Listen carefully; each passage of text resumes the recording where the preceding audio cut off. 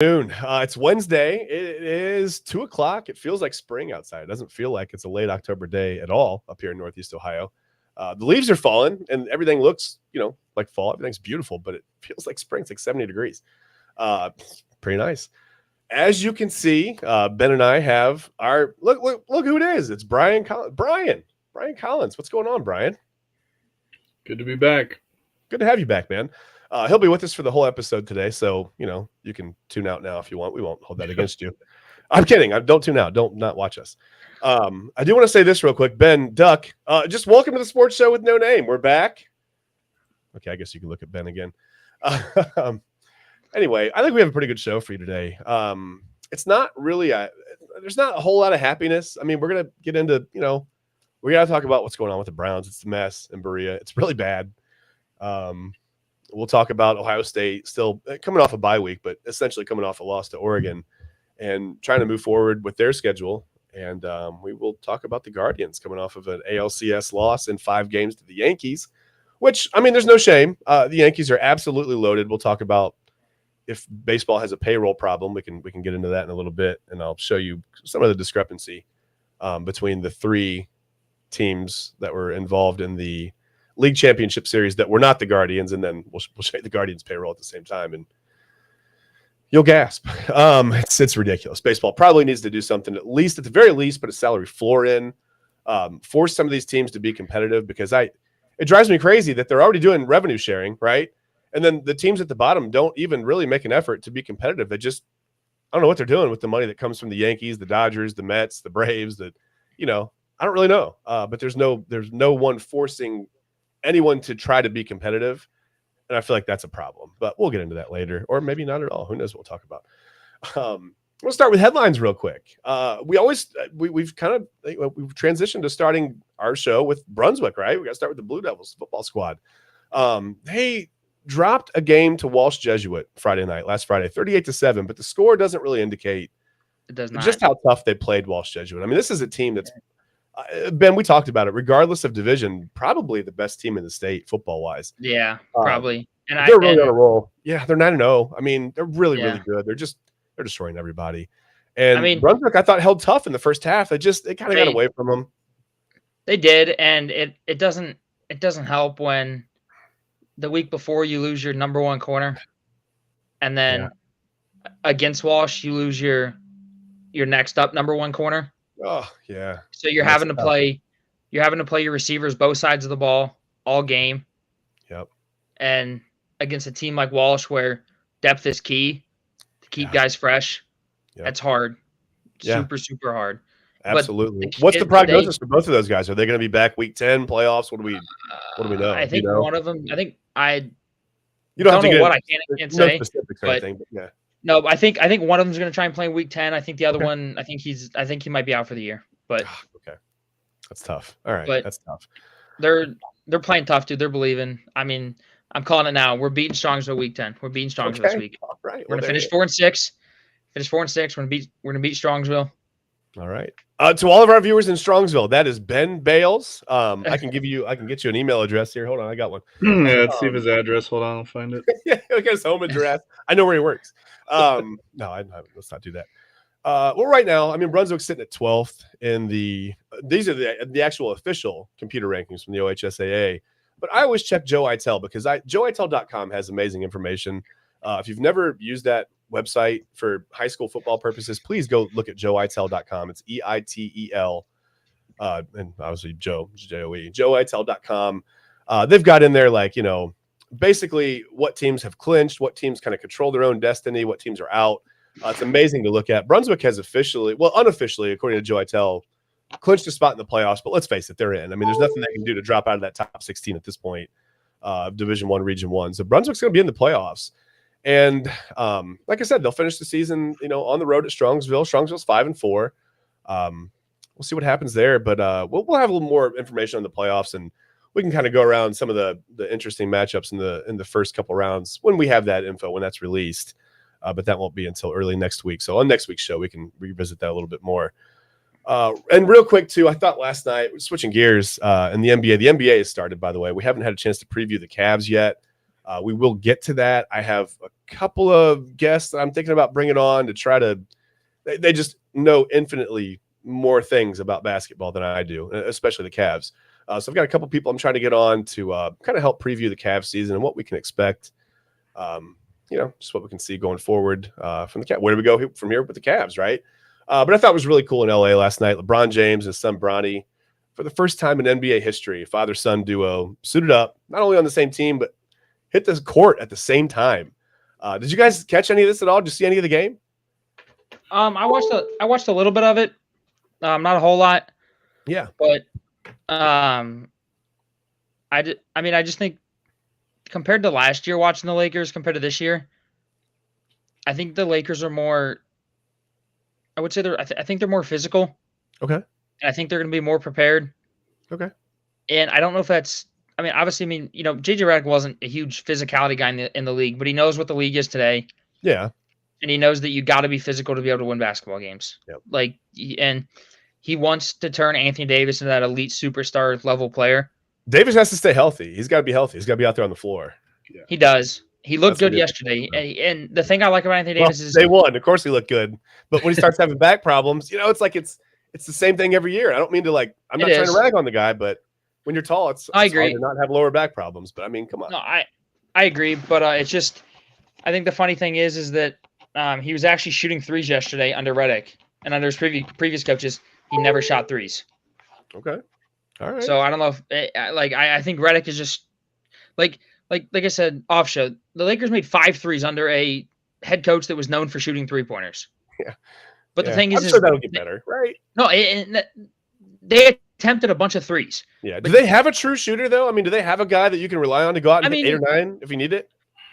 Austin Reeves has occasionally, but he's not like that. He's not like that J.R. Smith or Kyle Korver where you can just go sit in the corner and just dish it to him and they're going to knock, like you said, knock down 8 or 9. Yeah. Wouldn't they love to have prime Kevin Love back on that squad right now? Yeah. Dude. I think that'd be a good addition, but whatever. I just thought that was a really cool moment. Davis, like you said, he was good. He 36 points, 16 rebounds, 4 assists. LeBron was he was okay. He played 35 minutes. I think he scored 16 points, 5 rebounds. So he had 4 assists. Unfortunately, we'll have to wait for the first father-son duo to score in an NBA game. Bronny was shut out. He was 0 for 2 from the floor. He only played 3 minutes, but that's okay. A really cool moment. I just thought it was really, really cool. Ben apparently doesn't think it's cool. He's not talking to us anymore. That's fine. Protesting. He dipped out on us. Gotta make sure my computer doesn't die. Well, that's okay. If it dies, to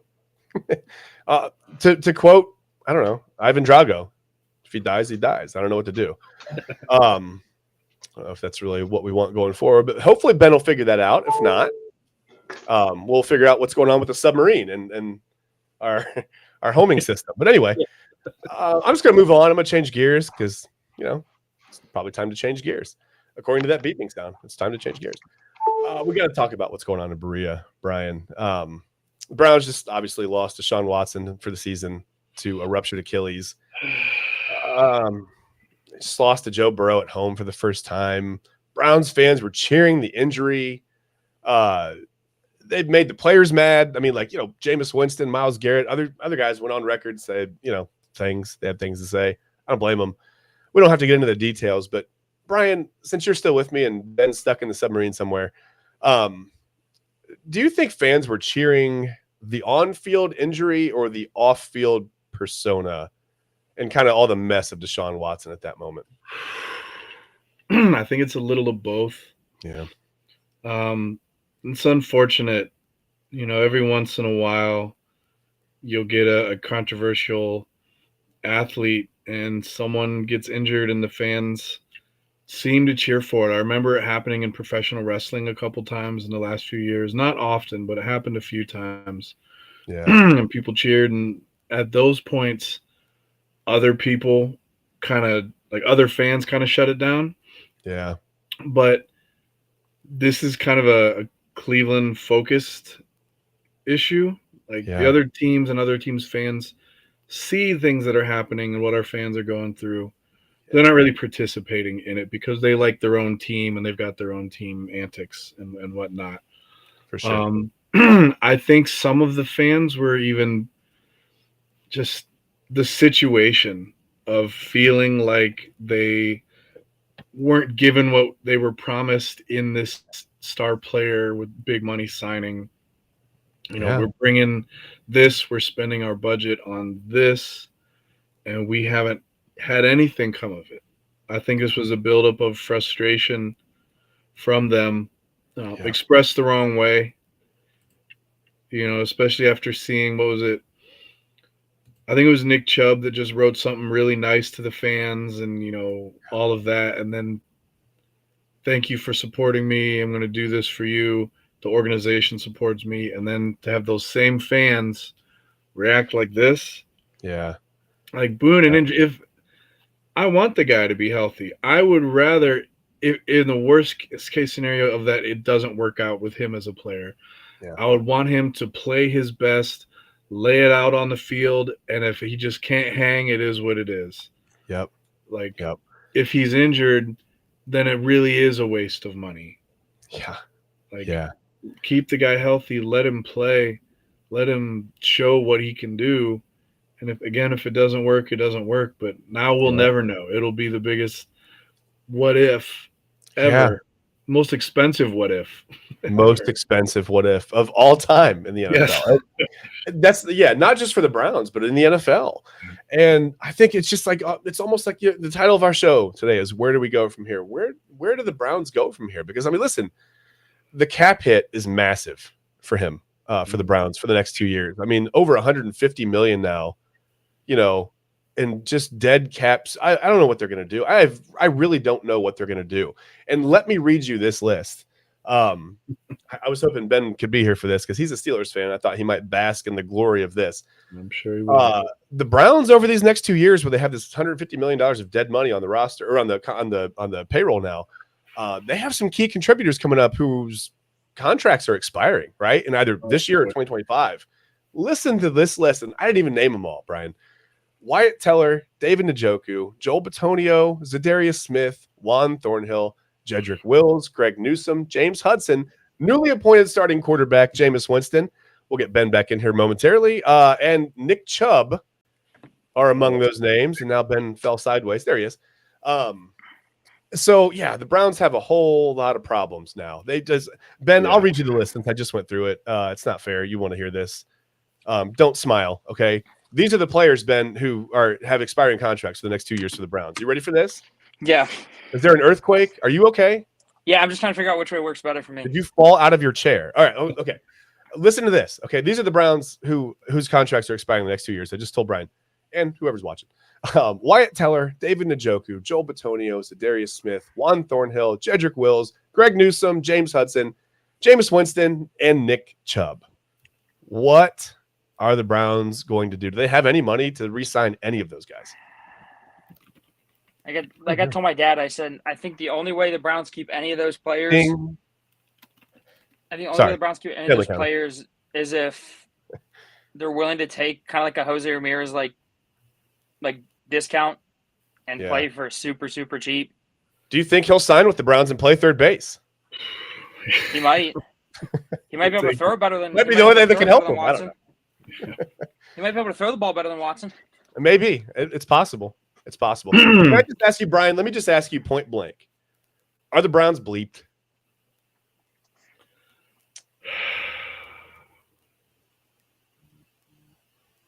Kinda. Like some of the losses this season weren't huge losses. A couple of them were just 4 points. It's not they something haven't scored 20 like, yet, man. They haven't put up 20. No, that's bothers me more than the amount that we've lost by. There were a couple of trying to hang in games. Yeah, that stinks to lose. Close enough game, 1 touchdown, 2 field goals wins the game, right? Yep. It stinks, but the fact that you haven't hit this you're plateaued under 20, like we haven't scored. Yeah, that's what bothers me. There's the one game with the Commander.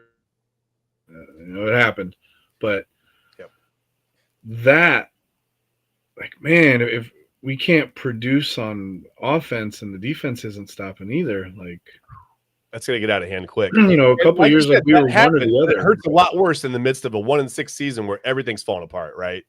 Yeah. So to your question earlier, Chad, do you think that some of these frustrations, you know, with the fans cheering the injury, whatever, were also built up from just frustration of general Browns loss and stinkiness? Yeah. Yeah. Stinkiness is a great word. I think yeah. Listen, it's the same cycle. It never stops. It's Yeah. like the Browns start to climb that hill and then they plateau at a really weird spot. Like I was the just gonna Patriots say, plateaued at 14-2 and 13-3. The Browns are plateauing at 9-7 and 10-6 and sneaking Yeah. into a playoff and then losing. It's tough for fans. Man. It's that's really exactly what I was gonna say. As Yeah. soon as the Browns taste success, tough. Mhm. as soon as everything goes downhill, they want everybody fired and they want the whole thing blown up. Well, yeah, and you can't keep doing that. You've got to have some consistency. So to that point, Ben, hold on right there. That's a great point. So now, listen, do they have to build from the draft again? Because they can't sign any free agents. I don't even know really what kind of money they have for draft picks, really. I don't know. And can we trust Andrew Berry to do that if they have to build through the draft? I mean, Here's the thing. I think you have to draft a quarterback in the first round. okay. And because you're not going to have the money to sign another quarterback in free agency No, with the money you're paying Deshaun Watson. no. So if you can draft a first-round quarterback, I don't even know if you do draft a first-round quarterback. After this year's over, I think maybe you get rid of Winston, and you might have to play DTR because he's under contract for 2 more years. Yeah. And then I don't see think where they you're have the at money from to there. sign Winston again. I don't think they do. No, but that's the bad part is you might have to play DTR for 2 years after this. So we're looking at 4-13 and 5-12. That's nothing against DTR. He's just not. Listen, I'm sorry. Some guys just aren't a franchise quarterback, right? Maybe he develops into that, but it looks highly unlikely at this point, right? Nothing against him personally. I'm sure he's a great guy. He's just not a top 5 or 10 Okay, quarterback in the league. and And it's going to take that right now for the Browns. Let's just say the Browns finish with a top 5 pick, right? Okay. If you draft a quarterback with a Looks top likely. 5 pick, you're paying them a crap ton of money as well. So that Mhm. means you have 2 quarterbacks taking up most of your salary. Yep. And you wouldn't have money to sign anybody else. And I just read you the list. It looks like we're not going to be able to. Because Ethan Pochik's on that list. We're not going to be able to sign an offense.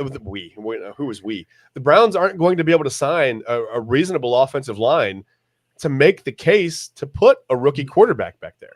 My dad said this, and the more and more I think about it, the more and more if I was the Ding. Browns, I would think about doing it. Yeah. Trading Deshaun Watson and giving a team a first-round pick just to get rid of his contract. No one's taking that. No one's taking that. I don't know when it is, but like you You would have might to as well give. start. You would have to give the rest of the first round picks for the life of the organization for anyone to take this right now. I mean, Although, you know, if someone did it, he'd have an amazing comeback and win a Super Bowl. if anybody, it'll be the Colts. Remember that trade? Oh my gosh, man. Anyway, we'll move on from that. Listen, now my wife asked me this last night. I want to ask you this question. As my wife would say, are the Haslams major leaguing the Browns? Do you think? Are they trying to get them out of Cleveland? Here's the thing. I don't know if they're major leaguing the Browns, but I think they have too much control. Okay. Listen, I have another question. It's a follow-up question. If somebody makes a cardboard cutout of Jimmy Haslam in some swim trunks and then Velcros a suit over top of that, will that help? Couldn't hurt. I don't know. Couldn't hurt. Yeah, couldn't hurt. But if they're major leaguing us, let's major league them, right? Yeah, going back to what I was saying about them Lou having Brown too when much you need him, man. Going back to what I was saying about them having too much control. I don't think Chad, I know me and you talked about this. I don't know if it was on our show or not, but I don't think Kevin Stefanski had the authority to bench Deshaun Watson. No. I think it came from the Haslams that said, we're paying this guy $250 million. He's going to play. Yeah, we're running this organization into the ground. And- 2-time coach of the year. Yeah, exactly. Yeah. And so I think it's kind of like, I think at some point they just need to like take themselves out of it and just let Andrew Berry and Kevin Stefanski do what they do. That's 1, build football teams, and that's 2, coach winning football. Well, Ben, the first point, I don't know that I trust Andrew Berry to draft unless he's getting some kind of directive from the Haslams and he's not picking the guys he wants to pick. I don't know if Paul DePodesta has a hand in this. I don't know what he does. To tell you the truth, I can't even remember what he looks like. It's been so long since we've seen him publicly. At this point, he might be the Wizard of Oz. I don't know what's going on with the Browns anymore. No, I hope so. feel that, but it's like I told you about the Columbus Crew. Like the Yeah. Haslam's bought the Columbus Crew, right? Yeah. Yep. They have no say in what goes on in that organization. They just bought the Crew to keep them in Columbus. Yeah. They have no say in what happens. They have no say in who we sign, who we go after. It's Yeah. all the GM and all like the the front office people. Yeah. And I think if the Haslam's got a good GM with the Browns, I just think that you just have to stop taking control of everything and just let them do They've it. had good GMs. They've had guys with really good track records and really smart guys, right? Like And they've brought in some of the best of the best. but at the same time, though, I think they had too much control. Okay. Still, like I think So the who takes Haslam's that control away from the team owner? That's the thing that you can't. But what I'm Right. saying is, Right. at some point, I feel don't like- disagree with you. I'm not disagreeing with you. At some point, I feel like you'd have to look at other teams. Like you look at Pittsburgh, right? Mhm. Art Rooney has no say in who they draft. Of course. It's Of all course. Mike Tomlin. It's all the GM. Yep. The only time he ever has a say in it is if Mike Tomlin and the front office are split down the middle. And they've only And had he 3 did- coaches since the 60s. I Yeah. mean, Yeah. they're doing it right. Right. Yeah. So it like Right. and like you look at all these teams that Mm. constantly have success. It's Yeah. because the owner is just the owner. He's not involved in the actual football aspects of the team. He's Yeah. just involved in providing money to run the football team. Yeah. That's the best arrangement, I think. I mean, for ownership. Very But- few team owners are really sports guys. I mean, they might like the sport, they might love the sport, Yeah. but they're not, down in the trenches. Like they've never been through scouting and development. They don't know the game the way that these guys know the Yep. game. Like your Andrew Berry's, and I'm not going to say your Paul DePodestas. I don't know what he knows. I have no idea. I don't even know what he does. It's so confusing. I pay him a lot of money and I have no idea what he does. Did losing Bill Callahan contribute to a lot of this mess this year? I don't Offensive think line so. coach. I just think you don't think so, or you think so? I think it has a little bit to do in it, but Okay. like They've I got to think be it's healthy. mainly- yeah. Yeah. I think it's mainly injuries. You got Like, if Gold you're Antonio healthy- trying to play left tackle. That's not fair to him. Yeah, no, it's. I mean, it's probably a big part of me because we all know Bill Callahan's one of the best to ever do it. He's one of the best offensive line coach ever. Yep. Yes, losing somebody like that hurts, Yeah. but at the same time, you're all in the NFL. Like course. you're They're there for a professionals. reason. Yeah. Like it shouldn't really Okay. matter who the coach is. Now that shouldn't you've take- said that, now wait you real should- quick. Now that you've said that, you're in the NFL, you're professionals. Okay, I think I said you're professionals, but whatever. I'll attribute it to you. That way, if it's wrong, you said it. You're all professional. We got Amari Cooper out of here, right? People said Amari Cooper doesn't look like he wants to be here. Boom, he's in Buffalo now. First game, doesn't even know what route to run, catches a touchdown. Amazing, right? Those aren't the kind of things you don't accidentally fall into a touchdown pass in Cleveland, right? That's not that we don't have that kind of luck here as a fan. So do you think, do you expect to see a guy like, okay, not because Deshaun Watson got hurt, forget that. Do you expect to see a little more spring in guys' steps because like maybe this is the best, maybe the players feel like, hey, it's us against the world and even against our own fans now. Like, or will Yes, there just be more of a because- letdown and they go 1-16? Yes, because I saw a report that said Amari Cooper was not trying because he wasn't happy with Watson. Yeah. So he wasn't going full speed in practice, which then translates to all the drops in games. Hmm. One, you're not at the spot where the ball's supposed to be. Not Yeah. saying that all the bad throws were because of Amari Cooper, because don't get me No. wrong, Deshaun Watson made some bad throws. Sure he did. But he also had some easy catches that Awful. he blatantly Sure. that he normally catches That and too. he dropped them. Yep, that too. And It can be more than So- one thing. so it's kind of like you can either go half speed and not play well, or Hmm. you can go full out and just get mad because the quarterback's throwing the ball 40 feet over your head. Well, what do you do as a receiver? I get it. I get the feeling of despair. Brian, Kevin Stefanski didn't forget how to coach, did he? No. Well, I don't know the guy. It's possible, but Wait, it's you know, unlikely. I thought you knew him. No, I thought you were bringing him on the show today. today. It's so crazy to think like just what really goes on, and is he in a weird position if there are orders coming down from above Yeah. for him to do things? Does that make players lose confidence in him as a coach, going, you're just a puppet for them, This and guy we're doesn't not have our gonna-" backs. Yeah. Yeah. Like, Yeah. That's a great point. it's so easy to Speaking- lose, players' trust. Definitely. Either you're not for them, or if what's Ben mentioned earlier was true, one player really decides to just, I'm out, I'm doing my own thing, or I don't care, that rubs off.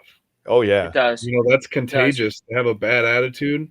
Yep. And then your own fans are booing you after that. And it's like, oh, It's man. human nature. I mean, Yeah. you can go out there and give your all every day, and then eventually at some point it becomes, I don't know. I don't know. The And right going- word to use. It's Going just back tough. to, I just want to say one more thing. Going back to what Brian can't. said about, like people not really trusting Stefanski, like if he is Yeah. getting orders from above, and players saying, "Oh, he doesn't have my back."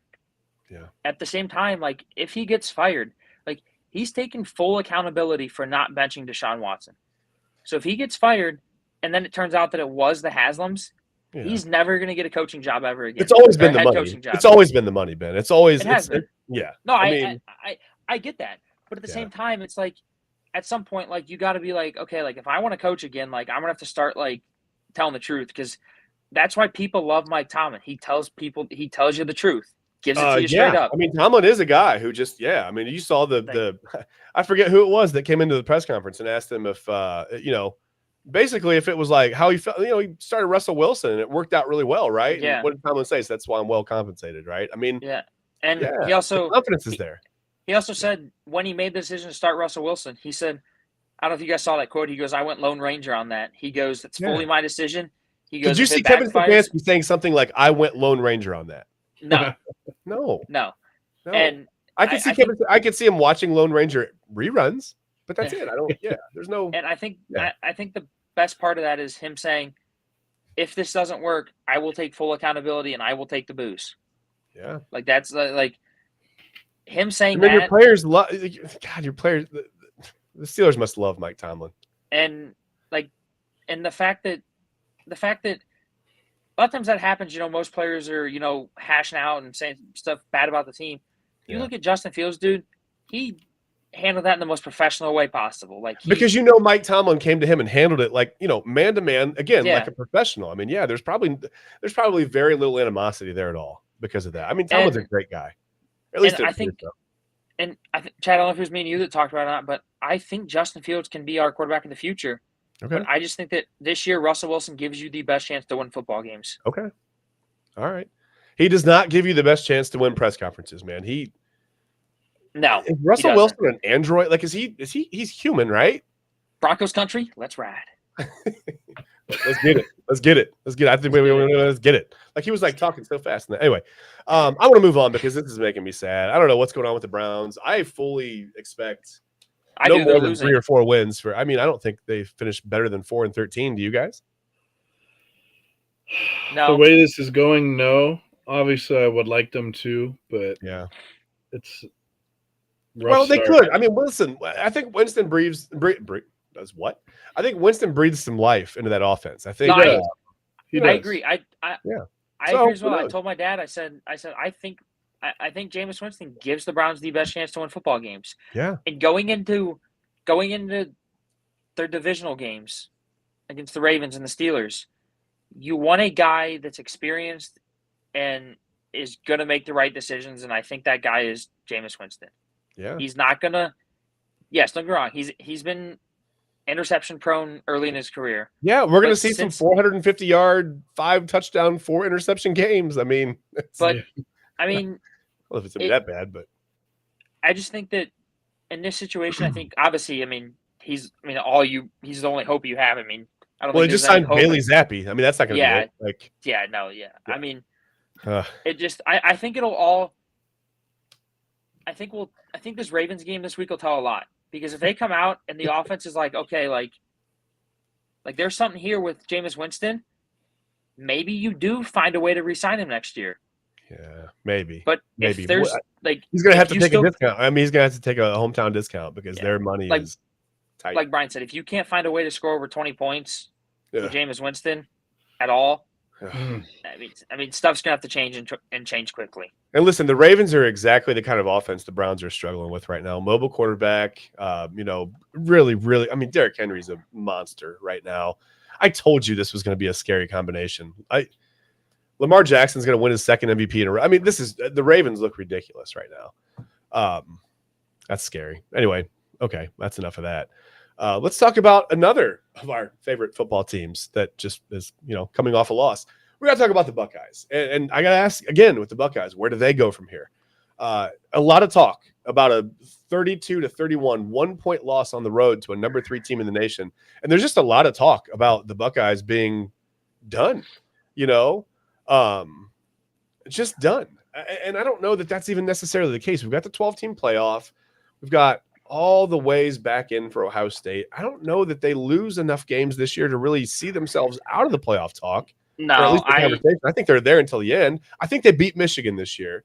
I do. I do as well too. Yeah, Michigan I is. think, they can't throw. but I think if people want to take Ohio State seriously, Yeah. I think you got to get back to the Big Ten championship game, and you got to beat Oregon. Okay, You have to that's get fair. that revenge on Oregon in the Big Ten championship game. Ryan Day is going to have to win a big game, and Michigan's not going to count this year. When Michigan comes in at 6-5 or whatever, that's not going to count as the big game. I mean, he's got to win No, it that is top not. 5, top 10. You know what I mean? He has to. He's got to win that game soon. It's got to happen. Could be Penn State. I don't know. I mean, That'll be a good game. The Buckeyes have had a pretty good thing going against Penn State in the past long time. If Ryan Day loses 2 in a row, though, Yeah.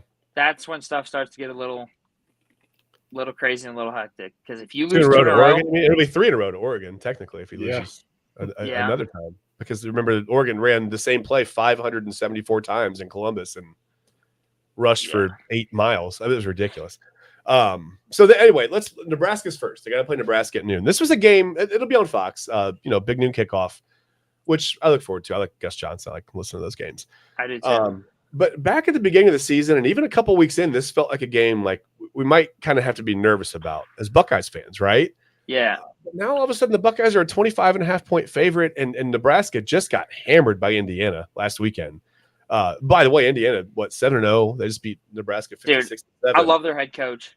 He's their great. head coach. Ignetti's great. Where does he end up? You- Let me ask you real quick. Where do you think he ends up? Does he stay at Indiana, or does he go somewhere with a hole? Okay, here's the thing. Oklahoma, or I said this to my dad. If Ohio, say this year doesn't go as to plan for Ohio State, right? Uh-huh. Say they fire Ryan Day. Oof. Just say it happens. Say it happens. I'm not saying I want it to happen. Not saying I get is it. gonna I get happen. it. Hypothetically speaking, devil's advocate. I get it. I think he would be the perfect fit for Ohio State. Okay. Do you think He they wins- actually pull the trigger and do that? I think they could because he wins. He's won everywhere he's gone. Ryan Day Okay. can't win the big games, right? Yeah. This coach is a trendsetter in college football. He Okay. fought the NCAA to get him to a bowl game. Like for James physically Madison. fought him? Physically? Yes. Yes. Went to their offices and Awesome. uh, Do we have that video? Can we? maybe. Maybe next time. Next time. It's fine. But then he goes to Indiana. He's got 13 transfers from James Madison at Indiana. Okay. His quarterback is from Ohio University, Yeah. and he's Yeah. out here absolutely smashing everybody. By the way, You Rourke get- is going to be out. Curtis Rourke, the quarterback you mentioned, he's going to be out. Yeah, He had thumb surgery, but they say his prognosis is better than they originally thought. So he may Which not is be good. out as long. But- great. if you gave him talent like Ohio State had, Oof. good Lord, what would that But dude that's do? what people said about Ryan Day.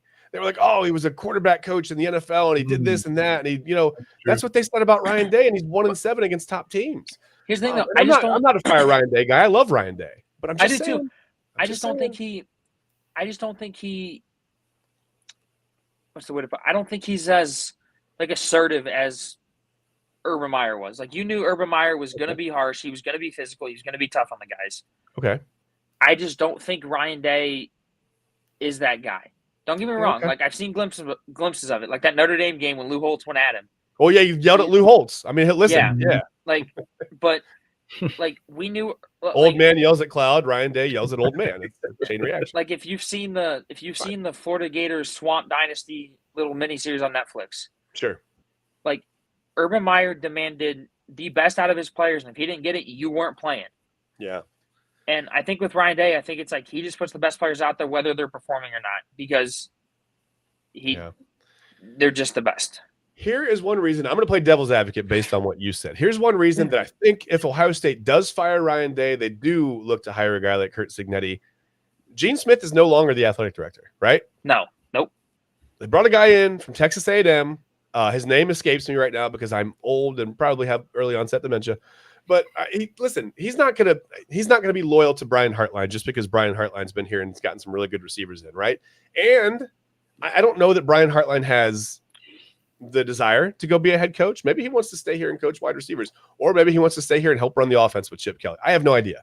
I don't know what's going to happen in the future there, but I feel like that's one thing that could contribute to the Buckeyes maybe going after a guy like Curt Cignetti. I mean, that you've got a completely non-Ohio State related, athletic director in who's just going to look at things not really in the gray area as much as like, trying to be loyal to the guys, but just black and white.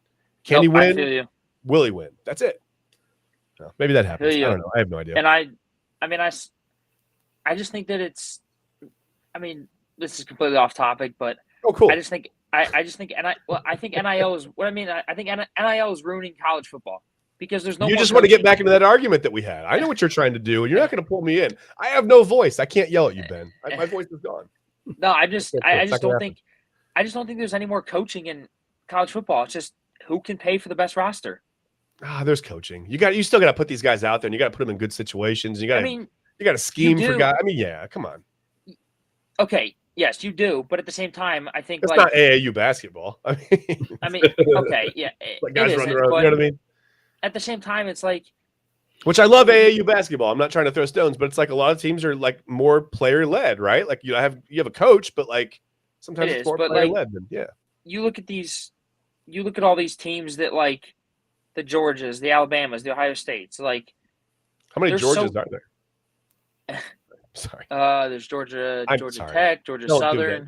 I'm sorry. That was my fault. Go ahead. Sorry.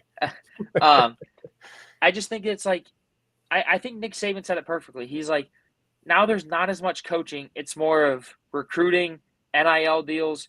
How much money are you going to pay me to play for you? Yeah. Like, don't get me wrong. Yes, there's still coaching involved because there's practice and all that kind of stuff. Yeah. But it's just like, you still got to have guys to keep Malachi Moore from kicking the ball away from the line of scrimmage, right? Yeah. And like it's just stupid. It's just bad because like we lost Nick Saban because of it. Chip Kelly didn't want to be a head coach anymore because of it. Yeah, that's true. Like you're losing a lot of the top tier coaches. Okay, so less coaching, more babysitting, maybe. I guess I can see that. And that's why people are like, egos that these kids probably have too is crazy. That's the thing about NIL is like okay, let's be real. You give an 18-year-old $5 million.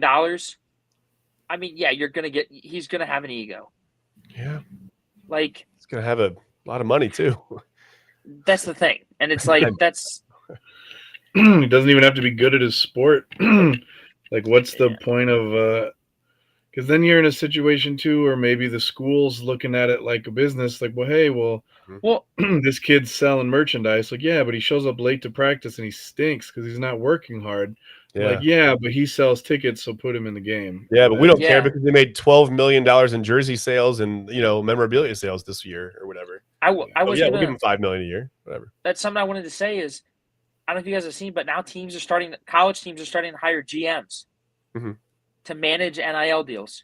Yeah, which a lot of the blue bloods and like the bigger programs have already had like football like operations guys. But it was never about NIL. It was, trying to keep everybody on the same page between clients and whatever. But it's different. The game's just different. And listen, for all the people that say NIL is ruining college football, where? I show up every day and well, not every day, but on Saturday I turn my TV on. It's there on the field. I watch it. I'm entertained by it. Like, Chad, we're going to start this again. It may be making it tougher for coaches to handle rosters, but it's not ruining it for the fans. Like I'm still entertained. I think the argument fits best when you look at like mid-major MAC type schools like Akron and Kent and some of these smaller D1 schools. Yeah, they can't compete with Ohio State booster money. No. Like if there's a kid who academically would do better at Akron, Miami, somewhere else. Yeah. They don't have the money to keep that kid there. Yeah. So I think that's where it hurts the top schools. They've probably been doing that under the table for years anyway. Sure. A lot Sure. of them I've felt like that's where I see it hurting the sport yeah. is some of these small schools. Like, how are they going to compete? So then we're still kind of putting the same teams, in the finals anyway. But Yeah. Yep. Well, we're gonna have to figure out something. Maybe NIL becomes something that's more performance based, rather than telling an 18-year-old kid, "Hey, if you sign your name on this piece of paper," that they're not even going to fax anymore. By the way, I don't know why that disappoints me. I guess because I'm old, but yeah, giving guys $3 or $5 million just to show up on campus is wild. Mhm. Yeah, I do agree with that part of it. I was going to ask you guys for a score prediction for this Ohio State-Nebraska game. Do you have any kind of thoughts? I mean, Brian, do you have where are you at on this? I think they win easily, but I don't know what the score is going to be. I think they win. I think the Buckeyes win. Yeah. I'll say 28-14. Okay. Ooh, okay. A little closer. Okay. I'm not far off that. I said 38-13. I mean, that's not really that far off. And I started to go 38-17, but it just started to feel, I don't know. I mean, it could be really close. I don't know how they've had 2 weeks to prepare for this, so that could be good or bad. Ben, what do you think? I mean, I saw a press conference from Will Howard saying that this kind of like lit a fire under him. Okay. So I'm thinking it could be. Oh, that too? Thinking it could be an explosive game from the offense. Hopefully. I'm gonna say 45-17. I think it's gonna be I think we're Nice. gonna score some points. Okay. Yeah, I hope so. I mean, I think you'd have to have some things go right. A couple bounces on a fumble or something, a couple turnovers, something's going to have to go right for them to win by that many. I don't know. I just don't know. I would have thought before the Oregon game, and they didn't play badly against Oregon, but I don't trust the defense as much anymore. And Dylan Rayola is pretty good. I mean, he's like is he actually a little mini Patrick Mahomes? Have you seen like Dude, I'm starting to think like somebody in his family is like related to Patrick Mahomes somehow. He's even got a brother that looks like Jack. I don't understand. Like that's what I'm saying. Like it's so weird. I wish I had the It's so weird. Like next week I'm going to put something up. I'll show you guys on the show. I think Patrick Mahomes' dad has like an identical like twin brother that like it's like a long lost brother. Yeah, and like he Patricky Mahomes or something. Yeah, something's going on there. something's happening. Because I mean, the kid, like, he wears his armbands the same, and I get it, man. You emulate your heroes, but this looks like a carbon. It's wild. Like even like some of his scrambles and throws, like, whew, it's weird. It's really weird. Yeah, he's got a doppelganger. Well, whatever. Yeah, I think Ohio State wins against Nebraska. I think sometimes it feels closer than it should. I think they'll get the they struggle with Nebraska from Michigan fans. Whatever, it's going to happen all year. They got to fix it. How do they fix the defense, by the way, in these big games? Do they blitz more? Do they blitz differently? They need some defensive line stunts. I mean, what do they do to mix this up to get some kind of pressure on a quarterback? I mean, something. I think you have to play. I think you have to play more man coverage. Okay. Because against Oregon, you played that zone coverage. Okay. And every single time on 3rd and long, they just found somebody right down the middle. They just ran right down the middle, turned around and stopped and waited for the ball. Right at the hash. Yeah, every time. And it's is that a linebacker or a safety issue? I think it's a little bit of both. Okay. Because I think we were trying to blitz our linebackers. Okay. And they were getting picked up every time. And it was leading the middle of the field wide open. Yeah. And then you were trying to double with the safeties when we have some of the best coverage cornerbacks in college football. But Denzel Burke took a night off. I don't know what happened. Yeah, me neither. I mean, they listened. At some point, they should have made the switch to get him some help over top. I agree. And they never did that. They just assumed he was going to pick it up and figure it out. And he never did. It was, did you see his PFF grade? It was bad. Yeah. Dude, it was awful. He was targeted I don't 8 remember. times. It was awful. Yeah. He was targeted 8 times. The guy had 8 catches for 168 yards and 2 touchdowns. Man, that's your number one cover corner. You can't have that. That's like 40 points in fantasy football. That's like me trying to play cornerback in like a flag football league. Yeah, that's not good. That's exactly. Well, that's not true. There would be many, many more touchdowns, but it was bad. It was bad either way. And Ben, I know you got to get out of here in a couple of minutes. I'm going to just kind of switch gears a little bit. Again, you can catch Ohio State, Nebraska on Fox at noon. I listen to Gus Johnson, Joel Klatt on the call, which I always enjoy. You got barbecue back there, and you didn't Yeah, let hurt me my feelings. hurt my feelings. I love Gus Johnson, man. All right, so the Guardians. The season came to an end at the hand of the Yankees in the ALCS. 5 games. Listen, there's no shame in that. I mean, just Judge, Stanton, and Soto were too much. Juan Soto's a really, really good baseball player, man.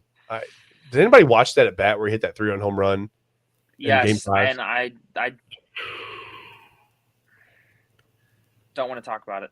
Listen, the guy was like, someone said he doesn't go up there to have at bats. He hunts pitchers. I like that. Yeah, and I was like, yeah, it's true. And like at the beginning of the series, I was like, I'm a little annoyed with Soto. Like, the way he stares pitchers down. But listen, that's part of his persona. That's part of his confidence. That's part of his thing. I really left that series really, really a lot more impressed with Juan Soto than I was before. Yeah. I mean, Good. one thing I want to say is I want to give Tanner Bybee credit. Okay.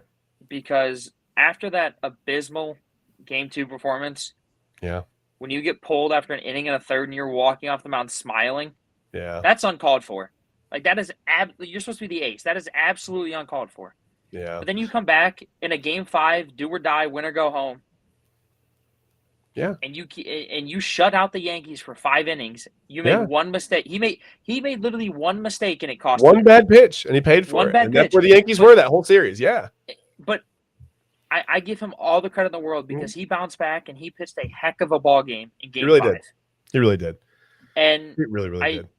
I mean, that just shows you that he wanted the ball in Game 5. He wanted to give the Guardians a chance to win after having a bad performance in Game 2.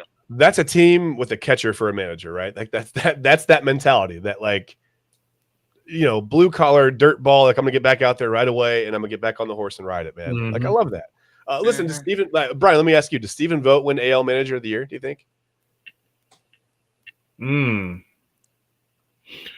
I think when you look at just some of the predictions of how the season would go, the fact that this was the outcome, like, yeah, they didn't win the World Series. Yeah, they didn't get to the World Series, but compared to what some of the expectations were, and made a note, I think it was Terry Pluto even predicted they'd be 72-90. Yeah. We were 92 was it 69 finish. Yeah, 87 against the Yankees. Wild to predict 72-90 with Bieber and Tristan McKenzie healthy at the time, like coming into the season. Like, that's a wild prediction, actually. Okay, I want to ask you this. Okay. I want to ask you this. Okay. Going into next year, do we see Tristan McKenzie back in the starting rotation? I don't know. I mean, that was one of my questions to you guys. Do you think he'll be healthy? I don't know. He's refusing to get the surgery. And with the way Matthew Boyd pitched this year, I think you could see a big 3 of Bieber, Bybee, and Boyd. Wow. And hopefully Gavin. That's okay. Wow. Hopefully Gavin Williams is healthy enough. What did you say? Bippity boppity boo? Who's pitching? Like something. But like, hopefully Harry Potter book. Okay. Hopefully. Yeah, my desk just started to levitate. I don't know what happened. What's going on? Hopefully Gavin Williams can get healthy too and pitch well too, because if you can have a strong 4-man rotation. Yeah. I mean, and dude, Gavin Williams didn't pitch bad in the game he pitched against the Yankees. No. He didn't pitch bad. Can the bullpen keep up their dominance though? Can the bullpen stay on that same level for another season? Until it gets to October, and then they're just going to completely fall asleep. And then it gets cold, and Emmanuel Clase can't feel his hands, and right. Well, so listen, the Guardians' expiring contract situation is much better than the Browns, right? It's Deshaun Watson. He's making money here too. No, that can't be right. I'm kidding. It's they've got Shane Bieber, Alex Cobb, Matt Boyd, who you mentioned, and Austin Hedges. I think you re-sign all but Alex Cobb. Okay. I think Bieber. I think Bieber's going to sign a 1-year like prove it deal. Okay. Yeah, I hope so. I mean, he's going to have to do something. I don't know who's going to give him a lot of money. Yeah. And I don't think Matthew Boyd's going to get. I think Matthew Boyd's going to want a lot of money. He's going to want to prove himself. Yeah, he showed flashes. And Hedges just loves this organization. He loves this ball club. He's a great guy for the clubhouse. I think he's got to stay. And I think you got to keep those guys except for Cobb. I mean, Cobb's 37, didn't pitch well. Yeah. Injury riddled year. Well, But- before you get out of here, Ben, I just want to put up. I mean, listen, we talked about, do the Guardians have money to spend? Because these are the top 10 payrolls in baseball for 2024. And you'll recognize in the top, I don't know, what do you got? 5? 3 of the other teams that were in the league championship series, right? Mets and the Dodgers squared off in the National League. Obviously, you had the Guardians taking on the Yankees in the American League Championship Series. Look at those payrolls. I mean, the Dodgers only it says 241. You go, how do the Dodgers have the fit? Because they're only paying Ohtani $2 million this year and next year. Yeah. And then that's Well, his whole contract. right. I mean, if you look at that list, the top 6 teams all made the playoffs, Yeah, and then you got the Guardians down at 23. 23. Right. 106 million. So let me ask you this. Since we're here and we're talking about it, do the Guardians have that money to spend? Are they keeping it from us? All right, what? Yes, they have the money to spend. The Dolans just don't want to spend it. Okay. So what do they do in free agency? Do they go out and add someone to this team, or do they hope someone takes the next step and develops? What do they do? What do you do? I don't know. I think you need. You talked about you asked me a question off the show. Do you want to ask me now? I mean, I'll ask you now, but do you think? The answer is no. I don't think they do that. No, I don't think they do it either. But I think Ben asked me before the show. He saw a rumor that the Guardians should go out and get Rafael Devers to play third base and move Jose to short. I don't think they'll do that. I just don't think they will. Me neither. But the more and more I think they're more likely to get a guy named like Bafiel Levers, who like maybe hit like 218 with like 8 home runs, and they'll be like, hey, okay, bust in the seats, right? Some people might think we signed Rafael Devers, but I don't know. Yeah, but So I'd go I for gotta get that. out. I gotta get out of here. Yeah, so man. I'll see you guys later. All right, Ben. Yeah, Okay. thanks for being with us today, buddy. Yeah. We'll see you next week on the show. Ben has to go. Peace. Ben has prior, things to do. Peace out. See you, buddy. So yeah, I think that's where we are. I just don't know where the Guardians go. I mean, Brian, what is your feeling? I feel like every offseason we feel like the Guardians need these 4 or 5 pieces, and they go out and get 1.5 of those pieces, and then that's it. I think we got to do some investigative journalism Okay. and find out how the voodoo curse was put on Cleveland sports. Yes. Absolutely. And where the money is Cavs going. won, 8 years ago. Yeah. Same year as the Monsters. That's cool. But That's almost a decade now, though. That's crazy. that is. So I think the Guardians do well. Yeah. I think we're very fortunate that, at least in my lifetime, there's always a chance. Yep. Like, it's very rare. I'm sure there's one I could think of if I tried, but it's very rare that we have a Guardians team where I go, yeah, this is a building year. Like, there's no shot of the playoffs. There's been a couple, but it's so few and far between for such a small market and for such a low payroll. And it's amazing. I mean, scouting development is out. It's through the roof there. It's through the roof. It's amazing. It is. Development, the minors system, like the bullpen really stepped up and saved the Guards this year. I keep saying this. I'm going to say it until I'm blue in the face. Which maybe soon. I don't know. Can't talk, so I don't know what's going to happen to my voice. But nobody's better than the Guardians organization at developing a fastball slider guy. I mean, just the way that they teach something. It's either tunneling or it's amazing. It's amazing. For such a small market team, it's really amazing. Yeah, like it never really hit me. My dad would always complain about, the budgets the Yankees play with. Yeah, is just crazy, and he always was for a salary cap in baseball. Yeah. And like, I got it in practice. Like, it makes sense. You have more, you can spend more. Like, I get it. Yeah, but after growing up, seeing the teams that had the money, the kind of guys they could get, the rosters they could build. Yep. Like, I just look at it differently now, especially looking at the graphic. Surprised the Yankees aren't number 1, but it's still a New York team, Yeah, we'll throw it up there again. Yeah, it's still the Mets. Yeah, I mean, like over $500 million of payroll between 2 teams in one city. It's in one unbelievable. city. Unbelievable. That's wild. And I know that it doesn't necessarily equal results, but here we are. I mean, both of those teams were in the league championship series. One of those teams is in the World Series. I mean, maybe it does equal results, I know every once in a while you get the Rays come through and it's like, well, look what the Rays did or whatever. Look what the Royals did.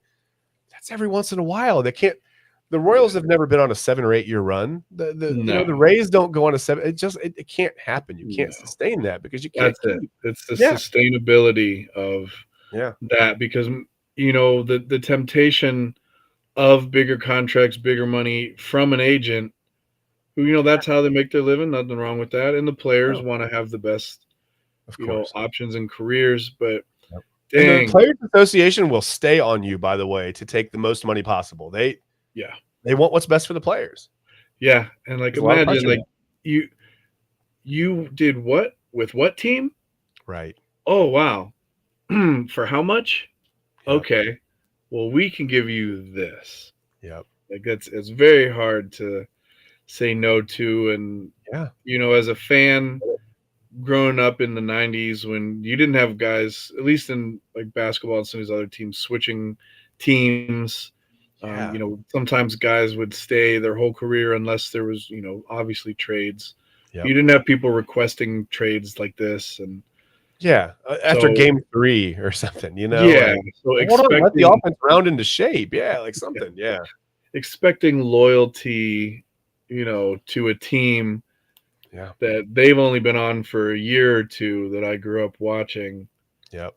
After great things. So I get how some guys are lured away by other things. So we live in a different time. I mean, I think the internet has brought like instant information, instant, you can connect with other people who think like you. And it's kind of brought this like instant gratification, like kind of an attitude to a lot of people where it's like, I want what I want and I want it now. I don't want to go through a 3-year contract that I just signed. I know I signed it, but I don't like it and I want out. And the players have that control. They can do that now. Because what do? You pay a guy $60 million in the NBA to sit out for 3 years? I mean, I don't know. It's okay. I don't mind the players having control. I don't mind that, but I don't know. Yeah. It's a mess. Yeah. I think there will be a big balance and shift. Yeah. When I think of the NIL money, but I think eventually that'll trickle into, I don't think that the players will have all of this power for long. Yeah. It's great to see it, but I think, instead of just gradually being more balanced, when it really starts to tip one way or the other, the one with the real power is going to step in, whether it's with laws or rules or regulations or whatever. It's always going to be the guys with the most money. I mean, it's always going to be the money is always going to talk. It's always going to be the money. Whether you like that or not, that's the case. It's always going to be the money. Yep. And I just don't know. I don't know. I mean, we've got a lot of teams right now that are here locally, regionally, whatever, that, people in this area root for that are at this crossroads, Yeah. The Browns are really in deep. I mean, they're in a hole. It's bad. The Guardians are kind of at a crossroads. It's like, okay, well, year 1 under Stephen Vogt went fantastically. Like we said, 87-64, won the division, maybe unexpectedly to a lot of people. But where do they go from here? Do you build upon that? Or do you just try to piece it together and hope you can sustain something close to it? I mean, I think this is the time where you've got a young manager. If the Dolans are ever going to invest in this team, I think it's now. Or else we'll probably never see it until they sell the team or until someone buys a larger stake or something. The Haslams, I don't know what the Haslams are going to do with the Browns. If they're ever going to invest in this team, it's going to have to stop being real estate and property. Bring the people in here that can actually make the football decisions, right? That benefit the team on the field and not in your pocketbook. I get it. It's a business. You want to make money. Nothing makes money like winning. Period. There you go. Nothing. You go. Great. You might be able to bring a Super Bowl to the new building. but likely the travel and the parking situation is going to be a mess. I know the Haslams want to control all that. I get it. I just don't know how it's going to play out. I don't think it's a big deal going from Cleveland to Brook Park. Physically it's 14 miles or whatever it is. I don't think they're going to be called the Brook Park Browns like a lot of people think. I think they're still going to be the Cleveland Browns. Everything's going to be the same. The product will be the same on the field. It'll be a lot more expensive if you want to go there and walk in the building and look at it. But it is what it is. I mean, the Haslams are going to have to do something. And listen, Ohio State's even at a crossroads because Ryan Day, I think personally, is going to have to bring a guy onto that sideline that is a time clock management specialist. And he's going to have to say, hey, now is when we do this. And Ryan Day is going to have to go, okay. Because it's not the first time they've mismanaged time. It's not. No. It's not the first time that mismanagement of time has cost them a big game. No. A game that they probably should have won. So he's going to have to bring in like a strategist, like a time clock, something strategist. And listen, I get it. Egos are big, man. Head coaches know everything. They know it all. But he's going to have to listen to somebody. Somebody's going to have to get him to that next level, right? It's not Chip Kelly. It wasn't Urban Meyer. I don't know who it's going to be. It's going to be some guy. It's going to be like a Connor Stallions type of dude that, like, not a cheating situation, but they just bring a guy in who's like a strategy guru, right? Like, based on this amount of time and these odds, we need to do this now. The book says 89% of the chance that, this will succeed. I don't know. I'm not that guy clearly because I can't even say it. So don't hire me, Ryan Day. Whatever you do, if you want to win, don't hire me. Yeah, all these teams are going to have to do something, and the Cavs are just going to have to start winning, right? Like, yeah. I don't know what the Cavs are going to do. Like I said, I'm going to have some people in next week on the show. We're going to get out of here. Wow, an hour flies by. I mean, an hour just flies by talking about sports, man. It does. It's crazy how fast this time goes. My kids are probably 20 years old now. It's ridiculous. But next week on the show, I'm going to try to get someone in who knows more about basketball than I do to help preview the Cavs. Even if I have to pre-record an interview and just play it on the show, we'll hopefully have something for you next week. The first couple weeks of the show, I've been trying to make that work. And time-wise, just everyone's really busy. Things happen. But yeah, hopefully next week on the show, we'll have that. Great. Next week on the show, we'll talk Ohio State, Nebraska. We'll obviously have the results of that. We'll talk more going forward into Penn State. We'll see what the Browns do with Jameis Winston. And I don't know. I mean, I guess we'll watch the World Series with bated breath to see which $500 million team wins. I mean, can they both lose? I just want both teams to lose. Can they do that? Yeah. Whatever. I guess you want the Yankees to win. A lot of people don't feel that way. I feel like the team that beats my team, I always want them to go on and win the World Series. I was rooting for the Padres when they eliminated the Braves, but I'm similar. Like, hey, like we lost to the team that won. So where's the shame in that? We lost to the best team. Yeah, we could have been the second best team. We didn't get to go past the best team. So yeah, I get it. That's where I am on it. But that'll all be next week on the show. Brian, thanks so much, man, for joining us. I think you're back long term now, right? No travel plans for the near future? No, sir. All right. Hopefully you'll be able to be an integral part of the show going forward. We do hope to kind of bring you, I guess, hopefully some episodes of Come On Ref coming up here, right? Like we gotta get that back going too. Like I said, we've talked about going back and forth, but I'm just gonna get out of here for now. Thank you so much for watching. This has been the Sports Show with no name. That is always a mouthful for me. It's gonna have to be the SSWNN or something. Like we gotta shorten this because that's where I trip over this every week. Again, Brian, thanks so much for being on the show with us, man. We really appreciate it. Thanks to Ben, who had to go a little bit early. He had some time constraint issues. We had to get him out of here. But thank you guys for watching, and hopefully you'll be back with us next week on the Sports Show with no name.